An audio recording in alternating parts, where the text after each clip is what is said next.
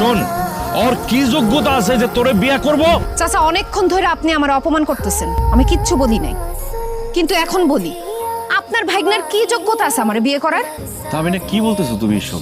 ঠিকই বলতেছি।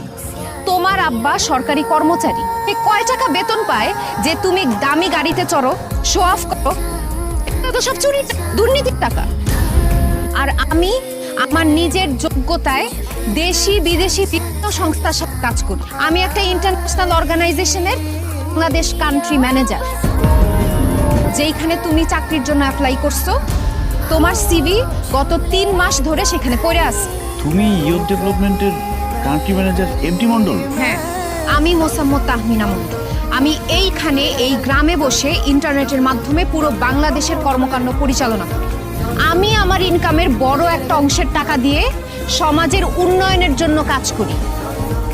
এখন আপনাদের সবার কাছে আমার প্রশ্ন, আপনাদের যোগ্যতার মাপকাঠিতে কে বেশি যোগ্য, আমি নাকি জমশেদ চাচার ভাইগনা?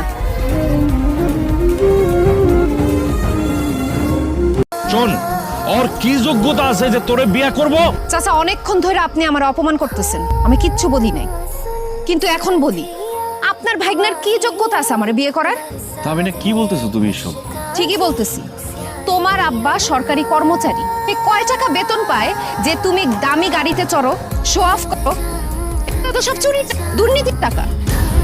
আর আমি আমার নিজের যোগ্যতায় দেশি বিদেশি বিভিন্ন সংস্থার সাথে কাজ করি। আমি একটা ইন্টারন্যাশনাল অর্গানাইজেশনের বাংলাদেশ কান্ট্রি ম্যানেজার।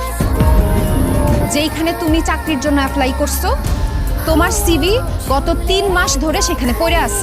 তুমি ইউথ ডেভেলপমেন্টের কান্ট্রি ম্যানেজার এমটি মন্ডল? হ্যাঁ, আমি মোসাম্মদ তাহমিনা মন্ডল। আমি এইখানে এই গ্রামে বসে ইন্টারনেটের মাধ্যমে পুরো বাংলাদেশের কর্মকাণ্ড পরিচালনা করি। আমি আমার ইনকামের বড় একটা অংশের টাকা দিয়ে সমাজের উন্নয়নের জন্য কাজ করি। এখন আপনাদের সবার কাছে আমার প্রশ্ন, আপনাদের যোগ্যতার মাপকাঠিতে কে বেশি যোগ্য, আমি নাকি জমশেদ চাচার ভাইগনা?